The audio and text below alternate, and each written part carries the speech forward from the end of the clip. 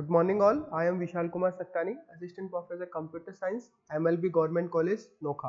Previous lecture में हम लोग फंक्शंस इन पीएचपी के बारे में डिस्कस कर रहे थे, जिसमें से हमने डिस्कस किया था कि फंक्शन क्या होता है, पीएचपी में फंक्शन कितने टाइप्स के होते हैं, यूजर डिफाइंड फंक्शन को हम पीएचपी में कैसे डिफाइन करते हैं, फंक्शन के अंदर पैरामीटर पासिंग के लिए हमारे पास कौन से मेथड्स हैं और उनमें से call by value and call by reference को हमने प्रीवियस लेक्चर में डिस्कस कर लिया था। तो आज के इस लेक्चर में हम लोग ये डिस्कस करने वाले हैं कि फंक्शन से वैल्यू रिटर्न कैसे करते हैं और फंक्शन जो वैल्यू रिटर्न करता है उसको प्रोग्राम के अंदर यूज कैसे करते हैं, डिफॉल्ट आर्गुमेंट क्या होता है, वेरिएबल लेंथ आर्गुमेंट्स क्या होते हैं और रिकर्सिव फंक्शन क्या होता है। तो स्टार्ट करते हैं रिटर्न फ्रॉम फंक्शन। तो कोई भी फंक्शन किसी भी टाइप की वैल्यू को रिटर्न कर सकता है और ये जब भी फंक्शन कोई भी वैल्यू रिटर्न करता है तो जो प्रोग्राम का एग्जीक्यूशन है, जहां से फंक्शन को कॉल, जिस पॉइंट से फंक्शन को कॉल किया गया था उसके नेक्स्ट स्टेटमेंट से प्रोग्राम का जो एग्जीक्यूशन है वो स्टार्ट होता है। तो फंक्शन जब भी कोई भी वैल्यू रिटर्न करेगा उस रिटर्न वैल्यू को हमें प्रोग्राम के अंदर एप्रोप्रिएट वेरिएबल के अंदर स्टोर करना होता है ताकि हम उस रिटर्न वैल्यू को अपने प्रोग्राम के अंदर यूटिलाइज कर पाए। तो पीएचपी के अंदर किसी फंक्शन को कोई भी वैल्यू रिटर्न करने के लिए अगर रिटर्न करवानी हो तो उसके लिए हम रिटर्न कीवर्ड का यूज करते हैं और जैसे हम रिटर्न कीवर्ड के बाद में जो भी वैल्यू हमें रिटर्न करनी है वो वैल्यू हम राइट करते हैं। तो जो आपका ये रिटर्न स्टेटमेंट जैसे अपीयर होगा ये उस पर्टिकुलर वैल्यू को जो कॉलिंग एनवायरनमेंट है यानी कि जिसने कि फंक्शन को कॉल किया है उसे वो वैल्यू को रिटर्न कर देगा। तो पीएचपी के अंदर जो फंक्शन है वो किसी भी टाइप की वैल्यू को रिटर्न कर सकता है। वो आपका एरे हो सकता है, कोई भी ऑब्जेक्ट हो सकता है। इसके अलावा पीएचपी के अंदर जो आपके इनबिल्ट डेटा टाइप्स हैं जैसे कि इंटीजर, फ्लोट, स्ट्रिंग, इन सब को भी जो फंक्शन रिटर्न कर सकता है। और जैसे रिटर्न स्टेटमेंट एनकाउंटर होता है ये प्रोग्राम के अंदर इस फंक्शन के एग्जीक्यूशन को एंड को इंडिकेट करता है, यानी कि जैसे रिटर्न स्टेटमेंट अपीयर होगा तो उस टाइम पे फंक्शन का एग्जीक्यूशन एंड हो जाएगा और जो फंक्शन जो है उस आपके जो भी कॉलिंग एनवायरनमेंट है उसको रिटर्न कर जाएगा। तो फंक्शन को कोई भी वैल्यू फंक्शन रिटर्न कैसे करेगा उसके लिए हम जो सिंटैक्स यूज करते हैं फंक्शन को डिफाइन करते वक्त किसी फंक्शन कीवर्ड फिर फंक्शन नेम, जो भी पैरामीटर हमें पास करना है वो हम पैरामीटर लिस्ट के अंदर मेंशन करेंगे और उसके बाद में फंक्शन बॉडी यानी कि फंक्शन जो भी टास्क परफॉर्म कर रहा है उसके लिए जो स्टेटमेंट हम राइट कर रहे हैं वो यहाँ पे राइट करेंगे और उसके बाद में जो भी फंक्शन जिस भी टाइप की वैल्यू को रिटर्न करेगा उसके लिए रिटर्न, और उसके बाद में अगर कोई वेरिएबल रिटर्न करना है तो उसके लिए डॉलर, जो वेरिएबल का नेम, अगर सिंपली कोई कांस्टेंट वैल्यू रिटर्न करनी है तो सिंपली हम यहाँ पे वैल्यू राइट कर सकते हैं। तो जैसे ये वैल्यू रिटर्न होगी हमें प्रोग्राम के अंदर उस रिटर्न वैल्यू को एक प्रॉपर एप्रोप्रिएट वेरिएबल के अंदर स्टोर करवाना होता है। तो जो आपका प्रोग्राम होता है उसके अंदर हमें सिंपली फंक्शन जो भी वैल्यू रिटर्न करता है उसको हम रिटर्न करवा सकते हैं और उसके लिए जो वैल्यू को हम स्टोर कर सकते हैं वेरिएबल के अंदर। और अब बात करते हैं कि एग्जांपल की, तो फंक्शन से वैल्यू कैसे रिटर्न होगी। तो यहाँ पे बेसिकली हमने एक फंक्शन बनाया है सैलरी कैलकुलेट करने के लिए, जिसमें पैरामीटर के फॉर्म में हमने यहाँ पे बेसिक सैलरी को पास किया है और बेसिक सैलरी को पास करने के बाद में उसके अंदर जो जितना भी उस बेसिक सैलरी का डीए जो भी परसेंटेज है, एचआरए जितना परसेंट है, पीएफ और जो इन सबको इंटीग्रेट करके इन सबको जो फॉर्मूला यूज करके हम यहाँ पे उसकी किसी भी एम्प्लॉय की यहाँ पे total salary, net salary calculate की है और उसके बाद में उस सैलरी को रिटर्न स्टेटमेंट की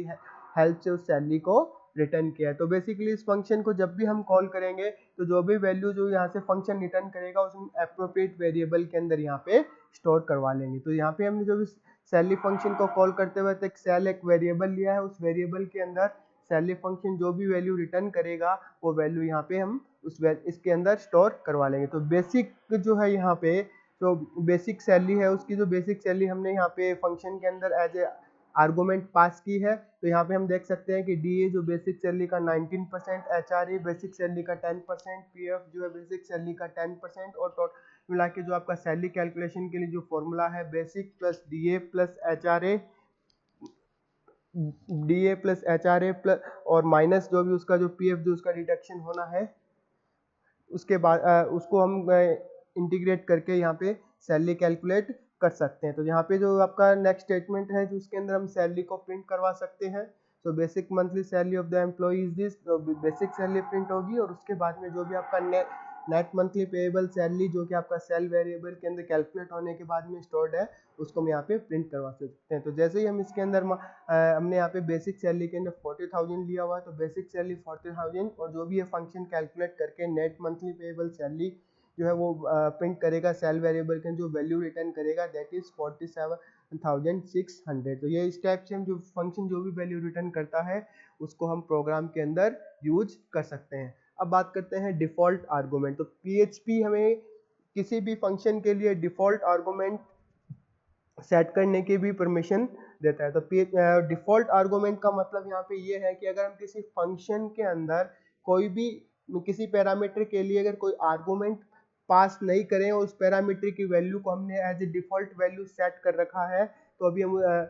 तो जो फंक्शन जो ऑटोमेटिकली उस आर्गुमेंट के उस पैरामीटर के लिए जो वैल्यू है उसको as a default value use करके और आपका जो फंक्शन कॉल को एग्जीक्यूट कर देता है। तो यानी कि PHP के अंदर अगर किसी पैरामीटर के लिए डिफॉल्ट वैल्यू सेट है और उस फंक्शन कॉल के टाइम पे हम उस पैरामीटर के लिए कोई भी वैल्यू पास नहीं करते हैं, तब भी फंक्शन का एग्जीक्यूशन हम कंप्लीट कर सकते हैं। और जो उस केस में फंक्शन जो फंक्शन एग्जीक्यूट होगा तो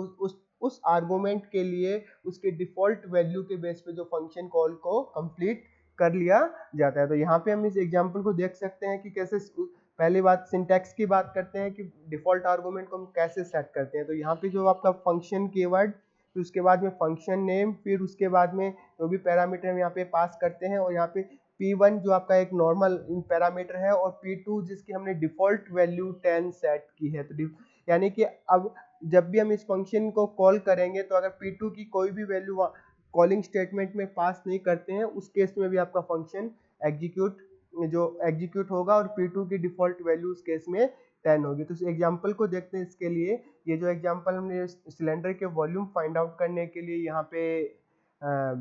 क्रिएट किया है, तो यहाँ पे जो रेडियस की वैल्यू 10, हाइट की वैल्यू 20 और जो आपका ये फंक्शन डेफिनेशन विद 2 पैरामीटर्स, इस फंक्शन के अंदर हमने 2 पैरामीटर्स पास किए हैं। इसमें जो आपका एक तो R और एक H की डिफॉल्ट वैल्यू यहाँ पे 50 सेट की है और जो आपका सिलेंडर के वॉल्यूम के लिए जो फॉर्मूला होता है पाई यानी कि 3.14 into R into R into H। तो उसको और जो आपका ये स्टेटमेंट ये आपके वॉल्यूम की वैल्यू को प्रिंट करवाएं। तो यहाँ पे जब भी हम इस फंक्शन को कॉल करें, यहाँ पे आप लोग देख पा रहे हैं कि जब भी हमने फंक्शन को डिफाइन किया है उसके अंदर 2 पैरामीटर्स है और जब भी हम इस फंक्शन को कॉल करें वहाँ पे हमने ओनली सिंगल आर्गुमेंट पास किया है। तो जो आपका सेकेंड आर्गुमेंट की वैल्यू इस केस में जो भी पैरामीटर के लिए डिफॉल्ट वैल्यू सेट है वो ऑटोमेटिकली उसमें जो आपका फंक्शन कॉल एग्जीक्यूट होते वक्त वो ऑटोमेटिक वो वैल्यू यहाँ पे उस आर्गुमेंट के लिए अप्लाई हो जाएगी। तो इस केस में जो x की जो डिफॉल्ट वैल्यू 50 है उसके बेस पे ये जो आपका सिलेंडर जो भी गिवन सिलेंडर का वॉल्यूम कैलकुलेट होगा और उस ये जो फंक्शन कॉल कंप्लीट होगी और उस बेस पे जो आपका रिजल्ट जनरेट होगा। तो जो फाइनली अगर हम देख सकते हैं यहाँ पे कि volume of the cylinder will be 15700। तो डिफॉल्ट आर्गुमेंट हमें यह फैसिलिटी प्रोवाइड करता है कि without passing any argument for the default value we can call a function। अब बात करते हैं variable length argument. PHP variable length argument function को भी सपोर्ट करते हैं, यानी कि किसी फंक्शन के अंदर अगर हम वेरिएबल लेंथ आर्गुमेंट हमने यहाँ पे मेंशन किया है तो उसको हम उस फंक्शन को हम कितने भी नंबर ऑफ आर्गुमेंट के साथ में कॉल कर सकते हैं, 0 या फिर 1 आर्गुमेंट या 2 आर्गुमेंट या 3 आर्गुमेंट, कितने भी नंबर ऑफ आर्गुमेंट के साथ हम उस फंक्शन को कॉल कर सकते हैं। तो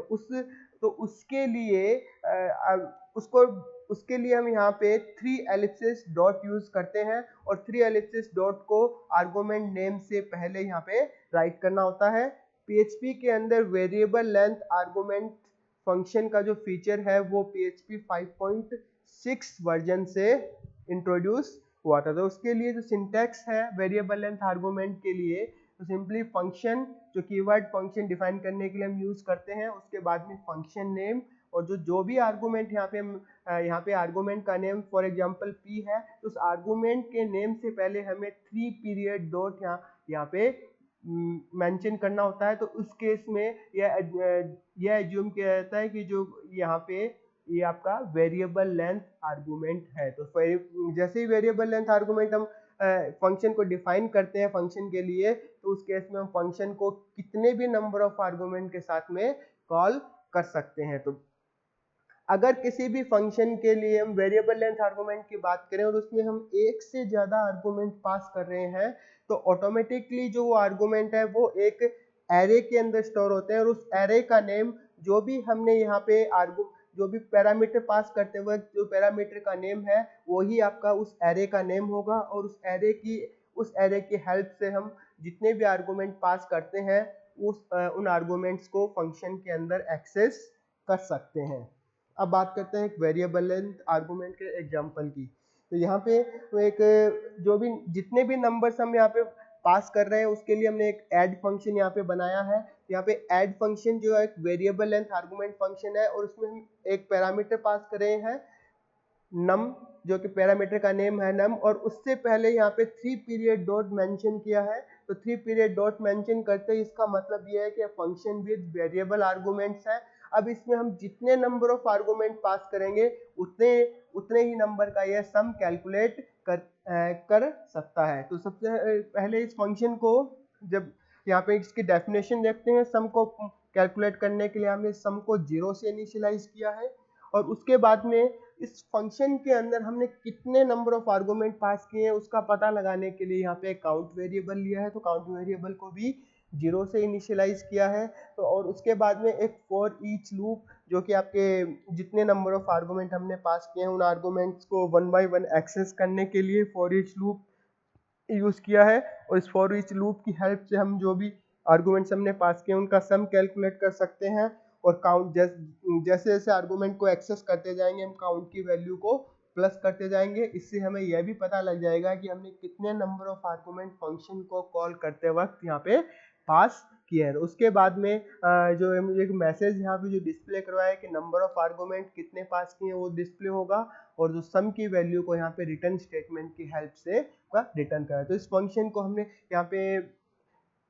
सेम फंक्शन को यहाँ पे एक बार 5 आर्गुमेंट के साथ में कॉल किया है और दूसरी बार 4 आर्गुमेंट के साथ में कॉल किया है। तो यहाँ पे हम ये देख सकते हैं कि जो आपका वेरिएबल लेंथ आर्गुमेंट फंक्शन है उसको हम कितने भी नंबर ऑफ आर्गुमेंट के साथ में कॉल कर सकते हैं। तो फर्स्ट टाइम जब भी हम सम ऐड फंक्शन को कॉल कर रहे हैं इसके अंदर 5 आर्गुमेंट्स हैं 20, 30, 40, 50। जो इनका जो यहाँ पे हम देख सकते हैं आउटपुट के अंदर कि total number of argument pass to the function 5 और जो आपका sum of argument pass to the function is 150। और जो आपका सेकंड टाइम जब भी हमने इस फंक्शन को कॉल किया है उस फंक्शन के अंदर हमने 4 आर्गुमेंट पास किए हैं, दैट इज 10, 20, 30 एंड 40। उस केस में total number of argument pass to the function वो आपका 4 और जो sum of argument pass to the function उसका है 100। तो इस टाइप से हम देख सकते हैं कि PHP के अंदर हम वेरिएबल लेंथ आर्गुमेंट की हेल्प से इसी फंक्शन को इस वे में डिजाइन कर सकते हैं कि उस फंक्शन को कितने भी नंबर ऑफ आर्गुमेंट के साथ कॉल किया जा सकता है। अब बात करते हैं रिकर्सिव फंक्शन की। तो रिकर्सिव फंक्शन अपने आप में एक बहुत ही इंपॉर्टेंट कॉन्सेप्ट है। तो रिकर्सिव फंक्शन का मतलब ये होता है कि एक ऐसा फंक्शन जो अपने आप को इनडायरेक्टली और डायरेक्टली कॉल करता है उसे हम रिकर्सिव फंक्शन कहते हैं। और जो प्रोसेस है उसे हम रिकर्जन कहते हैं। तो PHP C और C++ लैंग्वेज की तरह से ही रिकर्सिव फंक्शंस को भी सपोर्ट करती है। तो recursive function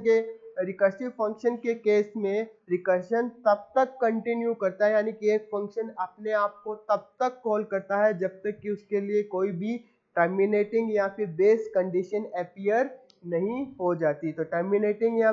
base condition basically infinite recursion को प्रिवेंट करने के लिए हम यहाँ पे यूज करते हैं। तो जब भी हम किसी फंक्शन को कॉल करते हैं तो फंक्शन के लिए जो मेमोरी है वो स्टैक के अंदर एलोकेट होती है। और रिकर्सिव फंक्शन के केस में जो मेमोरी एलोकेट होगी वो स्टैक के अंदर जो भी फंक्शन उस फंक्शन को कॉल कर रहा है उसके टॉप पे एलोकेट होगी, यानी कि पहले मेमोरी एलोकेट हो रही है वो कॉलिंग फंक्शन को, और जो उसके टॉप पे जो मेमोरी एलोकेट हो रही है वो कॉल्ड फंक्शन को। और जितने भी फंक्शन के लिए लोकल वेरिएबल्स हैं उन सब की एक different copy each function call के लिए यहाँ पे क्रिएट होती है, यानी कि प्रत्येक फंक्शन कॉल के लिए लोकल वेरिएबल्स की डिफरेंट कॉपी क्रिएट होती है। तो जैसे ही वहाँ पे टर्मिनेशन कंडीशन जो भी आपके अपीयर होती है, टर्मिनेशन कंडीशन में जब भी आएगी तो उस केस में फंक्शन एक वैल्यू को रिटर्न करेगा, उस फंक्शन को रिटर्न करेगा जिसने कि उस फंक्शन को कॉल किया है, और उस फंक्शन जो आपका इस केस में जो भी कॉल्ड फंक्शन था उसका एग्जीक्यूशन कंप्लीट होगा और उसके लिए मेमोरी डी एलोकेशन हो जाएगा। तो यानी कि मेमोरी जितनी भी मेमोरी उसको एलोकेट हुई थी वो फिर से डी एलोकेट हो जाएगी, और ये प्रोसेस तब तक कंटिन्यू रहेगा जब तक कि जो फर्स्ट फंक्शन कॉल जिसने जहां से रिकर्जन स्टार्ट हुआ था उसका एग्जीक्यूशन कंप्लीट नहीं हो जाता। तो अब नेक्स्ट स्लाइड में हम एग्जांपल की हेल्प से इस रिकर्जन प्रोसेस को यहाँ पे अंडरस्टैंड करेंगे। यहाँ पे हमने एक नंबर का फैक्टोरियल फाइंड आउट करने के लिए एक रिकर्सिव फंक्शन बनाया है, तो फैक्टोरियल नाम से, और इसके अंदर हमने एक आर्गुमेंट पास किया है जो कि जिस भी नंबर का हमें फैक्टोरियल फाइंड आउट करना है वो नंबर यहाँ पे हम एज ए आर्गुमेंट पास करेंगे। और इसके अंदर हम ये देख सकते हैं कि सबसे पहले फैक्टोरियल के लिए कॉन्सेप्ट ये होता है कि जो नंबर जो है वो आपका ग्रेटर देन 0 होना चाहिए, फिर ऐसा कह सकते हैं कि नंबर आपका नेगेटिव नहीं होना चाहिए। नेगेटिव नंबर के लिए फैक्टोरियल कैलकुलेट करना पॉसिबल नहीं होता। अगर हम 0 पास करते हैं तो उस केस में फैक्टोरियल 1 होता है, 1 का भी फैक्टोरियल 1 होता है। तो ये जो उसके लिए हम बेस कंडीशन के लिए as a base condition use कर सकते हैं कि अगर गिवन नंबर की वैल्यू 0 है तो उस केस में ये वैल्यू 1 रिटर्न करे। अगर आपका नंबर नेगेटिव है तो उस केस में हम ये मैसेज प्रिंट करवा सकते हैं कि जो गिवन नंबर का फैक्टोरियल है वो हम कैलकुलेट नहीं कर सकते। तो इन दोनों को हम एज ए बेस कंडीशन या फिर टर्मिनेटिंग कंडीशन के लिए यूज कर सकते हैं, और और बाकी सारे केसेस के अंदर जो ये एक रिकर्सिव फंक्शन कॉल यहाँ पे जनरेट होगी। तो यहाँ पे हम देख सकते हैं कि जब भी हम इस फैक्टोरियल फंक्शन को वैल्यू 5 के साथ कैलकुलेट करेंगे तो ये कैसे एग्जीक्यूट होगा। तो सबसे पहले इसकी वैल्यू जो है फैक्टोरियल 5 की वो 120 होगी, और वो कैसे होगी तो यहाँ पे देखते हैं। जैसे आपका फंक्शन जो कॉल हुआ वो आपका ये जो रिकर्सिव फंक्शन यहाँ पे जो देख सकते हैं कि n की वैल्यू जो है वो लेस देन 0 ये भी नहीं है, ये भी कंडीशन फॉल्स है, और n इक्वल टू 0 ये भी कंडीशन फॉल्स है। तो सिंपली इसके लिए जो आपका रिकर्सिव कॉल है वो यहाँ पे जनरेट होगी। तो ये $n यानी कि 5 इंटू फैक्टोरियल 4, और उसके बाद में जैसे फैक्टोरियल 4 ये कॉल करेगा अगेन ये दोनों कंडीशन फॉल्स, उस केस में अगेन 4 इंटू फैक्टोरियल 3, फिर अगेन ये दोनों condition n less than 0 n equal to 0 false. फिर आपका जो नेक्स्ट रिकर्सिव कॉल जनरेट होगा 3 इंटू फैक्टोरियल 2, फिर again n is not less than 0 n is not equal to 0, दोनों condition false, again recursive call generate होगा 2 into factorial 1। अब यहाँ पे भी हम देख सकते हैं कि n is not less than 0 n is not equal to 0, again recursive call generate होगा 1 इंटू फैक्टोरियल 0। तो अगेन यहाँ पे n इज लेस देन 0 ये कंडीशन फॉल्स है, लेकिन n इक्वल टू 0 ये कंडीशन ट्रू है। तो इस केस में जो आपका फैक्टोरियल 0 1 वैल्यू रिटर्न करेगा, और जैसे ही 1 वैल्यू रिटर्न करेगा तो यहाँ पे जो वैल्यू 1 होगी, और ये 1 वैल्यू फिर से आपका जिसने भी इसको यानी कि फैक्टोरियल 1 ने इसको कॉल किया था ये वैल्यू 1 उसको रिटर्न होगी, और ये जो यहाँ पे वैल्यू 1 रिटर्न होगी तो 2 इंटू 1 ये आपका वैल्यू 2, फिर ये जैसे ये 2 वैल्यू के फैक्टोरियल 2 जो भी जिसने इसको कॉल किया था उसको रिटर्न होगी, 3 इंटू 2 6, फिर आपके जिसने फैक्टोरियल 3 ने इसको कॉल किया था तो फैक्टोरियल 3 की वैल्यू जो 6 यहाँ पे रिटर्न होगी, और 4 इंटू 6 24, और जो यहाँ पे जो फैक्टोरियल 4 जिसने कि इसको कॉल किया था जो 24 वैल्यू फैक्टोरियल 4 की यहाँ पे रिटर्न होगी, तो 24 इंटू 5 120 जो कि इसका फाइनल रिजल्ट यहाँ पे प्रोड्यूस होगा। तो इस टाइप से हम देख सकते हैं कि एक जो आपका रिकर्सिव फंक्शन कैसे वर्क करता है। तो रिकर्सिव फंक्शन के लिए PHP के अंदर हमें यह ध्यान रखना जरूरी है कि जो आपका रिकर्सन लेवल जो है वो 200 से अबव नहीं हो, क्योंकि अगर रिकर्सन लेवल 200 से अबव होगा तो उस केस में स्टैक ओवरफ्लो प्रॉब्लम क्रिएट हो सकती है, जो कि आपकी जिसकी वजह से स्क्रिप्ट जो है उसका एबनॉर्मल टर्मिनेशन भी हो सकता है। तो आज के इस लेक्चर में हम लोगों ने डिस्कस किया कि फंक्शन से हम वैल्यू कैसे रिटर्न कर सकते हैं, डिफॉल्ट आर्गूमेंट क्या होता है, वेरिएबल लेंथ आर्गूमेंट क्या होता है और एक रिकर्सिव फंक्शन क्या होता है। Thank you.